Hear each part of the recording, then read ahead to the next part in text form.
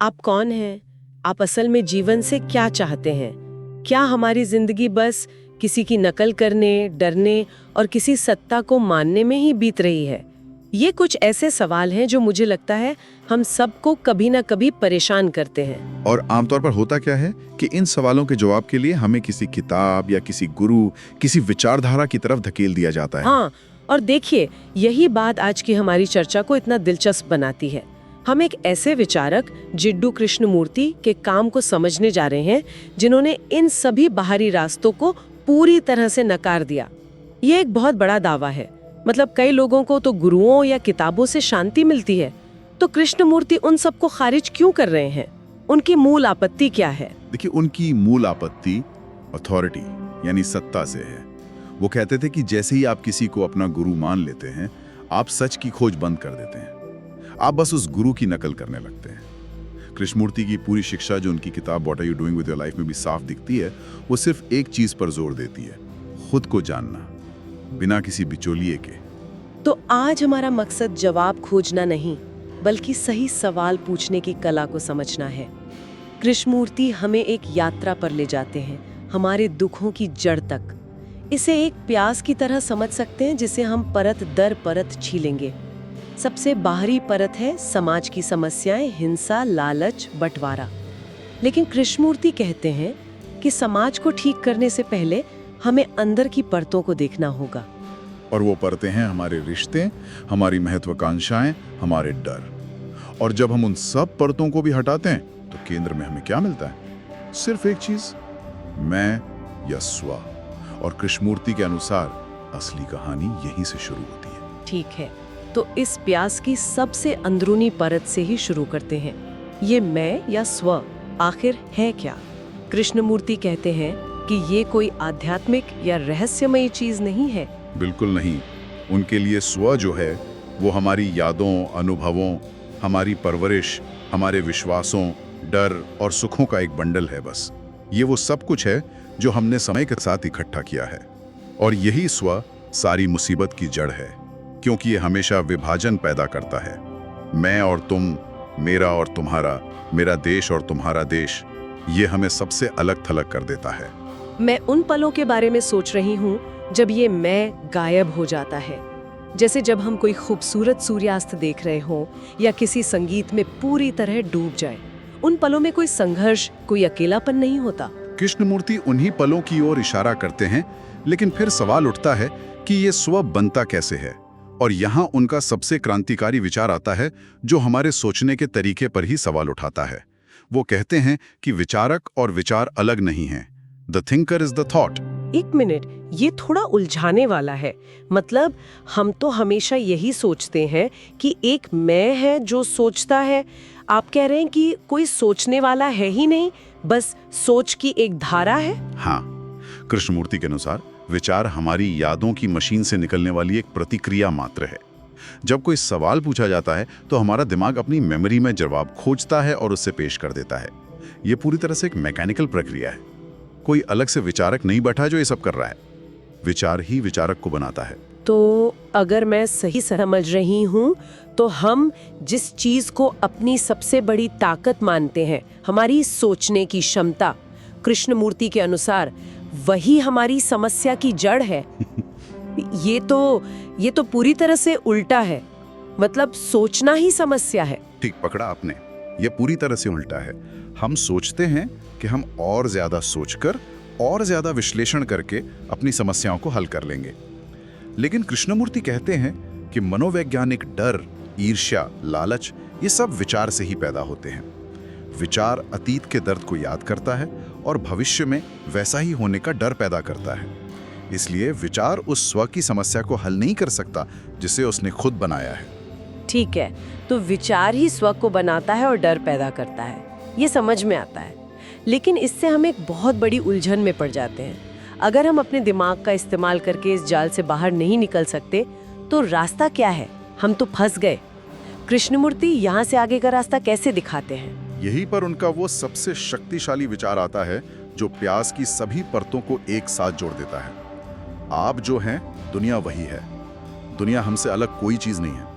हमारा अंदर का लालच, गुस्सा और भ्रम, ही बाहर समाज में युद्ध, भ्रष्टाचार और नफरत के रूप में दिखता है। इसलिए किसी क्रांति या सिस्टम के बदलने का इंतजार करना वो बेकार है। असली बदलाव खुद को समझने से शुरू होता है। ये सब सुनने में तो बहुत अच्छा लगता है, स्व को समझो, जागरूक रहो, लेकिन असल जिंदगी में ये इतना मुश्किल क्यों है? कहीं ना कहीं कोई चीज हमें रोकती है। क्या वो चीज डर है? बिल्कुल, डर वो सबसे बड़ी दीवार है।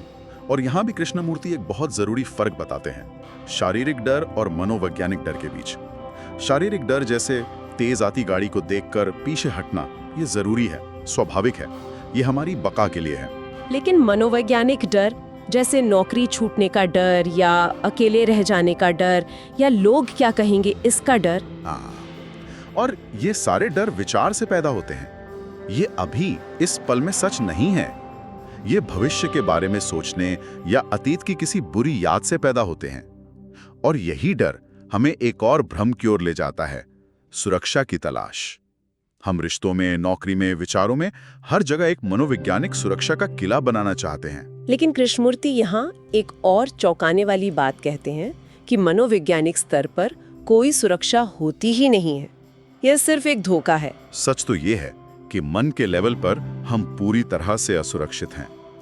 और इस सच्चाई को देखना, बिना डरे इसे स्वीकार करना, एक बहुत बड़ी समझदारी की निशानी है। क्योंकि जब हम अपनी खुशी के लिए किसी और पर निर्भर हो जाते हैं, चाहे वो कोई इंसान हो, कोई विश्वास हो या कोई पद हो, तो हम डर पैदा करते हैं।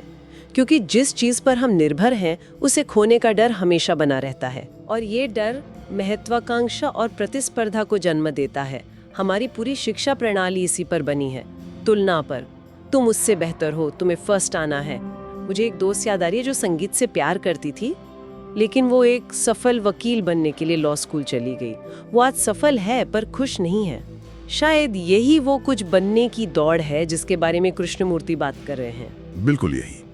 ये बनने की कोशिश इस गहरे डर से पैदा होती है कि अगर मैं बस वही रहूं जो मैं हूं, तो मैं कुछ भी नहीं हूं। इसलिए व्यक्ति कुछ बनने की कोशिश करता है, जबकि सच्चा काम वो है जिससे आप सिर्फ करने के लिए करते हैं, क्योंकि आप उससे प्यार करते हैं। जब आप किसी काम से प्यार करते हैं तो कोई तुलना नहीं होती, कोई प्रतिस्पर्धा नहीं होती, आप बस करते हैं। ठीक है, तो अगर डर, सुरक्षा की तलाश और महत्वाकांक्षा हमें बांधते हैं, तो इनसे आजादी कैसे मिले? यहीं पर उनका जागरूकता यानी अवेयरनेस का विचार आता है। लेकिन ये शब्द इतना ज्यादा इस्तेमाल होता है कि इसका मतलब ही खो गया है। कृष्णमूर्ति की जागरूकता का मतलब क्या है? ये समझना बहुत जरूरी है कि उनकी जागरूकता का मतलब आत्मविश्लेषण या आत्म सुधार नहीं है, क्योंकि इन दोनों में भी मैं ही केंद्र में है। मैं खुद को सुधार रहा हूं। कृष्णमूर्ति की जागरूकता इससे कहीं ज्यादा सरल और गहरी है। इसका मतलब है जो कुछ भी हो रहा है, हमारा गुस्सा, हमारा डर, हमारी ईर्ष्या, उसे बिना किसी निर्णय के, बिना उसे सही या गलत ठहराए, बस देखना। जैसे हम बाहर किसी पेड़ को या बादल को देखते हैं, वैसे ही अपने अंदर के भावों को देखना, बिना उसे बदलने की कोशिश किए। और ये बहुत मुश्किल है। मान लीजिए आपको अचानक गुस्सा आता है। हमारा पहला रिएक्शन क्या होता है? मुझे गुस्सा नहीं करना चाहिए, ये गलत है, ये निर्णय है, या मैं गुस्से को कैसे दबाऊं? ये बदलने की कोशिश है। कृष्णमूर्ति की जागरूकता इन दोनों से अलग है। वो है बस उस गुस्से की गर्मी को, उस बेचैनी को शरीर में महसूस करना, बिना कोई कहानी बनाए। बस देखना कि हाँ, ये गुस्सा है, जैसे हम देखते हैं हाँ, ये बादल है। जब आप उसे बिना लड़े देखते हैं तो वो अपनी ऊर्जा खो देता है। और ये जागरूकता शायद सबसे ज्यादा हमारे रिश्तों में जरूरी है। कृष्णमूर्ति कहते हैं कि हमारे ज्यादातर रिश्ते असली हैं ही नहीं। ये सुनकर थोड़ा झटका लगता है। उनका क्या मतलब है इससे? उनका मतलब है कि हमारे रिश्ते दो जिंदा इंसानों के बीच नहीं, बल्कि दो छवियों के बीच होते हैं। छवियों के बीच का संबंध, ये थोड़ा भारी है। क्या हम इसे और आसान शब्दों में तोड़ सकते हैं, एक आम दिन के उदाहरण से? जरूर। इसे ऐसे सोचिए जैसे सोशल मीडिया प्रोफाइल। हम किसी के प्रोफाइल को देखते हैं, उनकी सबसे अच्छी तस्वीरें, उनके लिखे हुए विचार, और हम उस प्रोफाइल से रिश्ता बना लेते हैं। हम असली इंसान से नहीं, बल्कि उस बनाई गई छवि से डील कर रहे होते हैं। कृष्णमूर्ति यही कह रहे हैं कि हम अपने दिमाग में एक दूसरे के ऐसे ही प्रोफाइल बना लेते हैं जो हमारी यादों, तारीफों और शिकायतों से बने होते हैं, और हम उन्हीं प्रोफाइल से बात करते रहते हैं। मतलब मैं असल में उस इंसान से नहीं मिल रही जो वो इस पल में है, बल्कि मैं अपने दिमाग में बनी उसकी पुरानी तस्वीर से बात कर रही हूँ। बिल्कुल। और असली रिश्ता तभी संभव है जब ये छवियां खत्म हो जाएं, जब हम बिना किसी अतीत के बोझ के एक दूसरे को हर पल एक नई नज़र से देख सकें। और यही समझ प्रेम और विवाह पर भी लागू होती है। कृष्णमूर्ति के लिए प्रेम कोई भावना या निर्भरता नहीं है। प्रेम एक ऐसी अवस्था है जिसमें स्व यानी वो मैं की छवि अनुपस्थित होती है। और सेक्स के बारे में उनका विचार तो और भी गहरा है। वो कहते हैं कि सेक्स एक समस्या इसलिए बन गया है क्योंकि उस एक पल में स्व पूरी तरह से गायब हो जाता है और इंसान को एक असीम आनंद और खुद को भूल जाने का अनुभव होता है। सही बात है। क्योंकि बाकी पूरा जीवन स्वर के संघर्ष, तनाव और दुख से भरा है, इसलिए मन उस एक पल को बार बार चाहता है जहां वो खुद से छुट्टी पा सके। समस्या सेक्स में नहीं है, समस्या जीवन के बाकी हिस्सों में स्व के भारी बोझ में है। अगर जीवन प्रेम से भरा हो तो सेक्स अपनी सही जगह पर होता है। तो अगर प्रेम है तो विवाह का ढांचा बस एक सामाजिक सुविधा है, और अगर प्रेम नहीं है तो विवाह सिर्फ एक आदत, एक सुरक्षा का इंतजाम और बोरियत बन के रह जाता है। कृष्णमूर्ति की पूरी शिक्षा हमें इसी एक जड़ की तरफ वापस लाती है, स्व के इस पूरे खेल को समझना। तो इस पूरी बातचीत को अगर हम समेटे तो हम उस प्याज की परतों से गुजरकर केंद्र तक पहुंचे हैं। हमारे संघर्ष का मूल कारण स्व है, जो यादों का एक बंडल है। डर और सुरक्षा की तलाश विचार द्वारा बनाए गए जाल है, और सच्ची स्वतंत्रता किसी सिस्टम को बदलने से नहीं, बल्कि हमारे रोजमर्रा के जीवन में, खासकर हमारे रिश्तों में, बिना किसी चुनाव के जागरूक होने से आती है। इस पूरी बातचीत के बाद हम सबके लिए सोचने को कुछ गहरे सवाल मिलते हैं, जैसे कि इस जानकारी के बाद हम अपनी शिक्षा, अपने काम और अपने रिश्तों को अब किस नई नज़र से देख सकते हैं। क्या हम सफल होने की दौड़ में सिर्फ इसलिए भाग रहे हैं क्योंकि हमें डर है कि अगर हम नहीं भागे तो हम कुछ नहीं रह जाएंगे? एक प्रयोग करने के बारे में भी सोचा जा सकता है। क्या हम अपने जीवन में किसी एक चीज को, जैसे अपने गुस्से या अपनी बेचैनी को, अगले कुछ दिनों तक सिर्फ देखने की कोशिश कर सकते हैं, बिना उसे बदलने की कोशिश किए, बिना कोई लेबल लगाए? बस उसे महसूस करें जैसा वो है और देखें क्या होता है। और शायद सबसे जरूरी सवाल अपने आप से पूछने के लिए, जब हम कहते हैं कि हम किसी से प्यार करते हैं, तो क्या हम सच में उस इंसान से प्यार करते हैं, या हम अपनी सुरक्षा और खुशी के लिए उस पर निर्भर हैं? क्या वो प्रेम है या डर का ही एक छिपा हुआ रूप? और अंत में कृष्णमूर्ति का एक विचार जो आपको सोचने पर मजबूर कर देगा। वो कहते हैं कि जीने का असली अर्थ है हर दिन मरना, अपनी यादों से, अपने अनुभवों से, अपनी चोटों से। जब आप हर पल अतीत से मरते हैं, तभी आपका मन हमेशा ताज़ा, युवा और मासूम रह सकता है। और अगर मन ऐसी अवस्था में हो तो क्या दुख के लिए कोई जगह बचती है? ये एक ऐसा विचार है जो हमें अपने जीवन को एक बिल्कुल नए नजरिए से देखने की चुनौती देता है।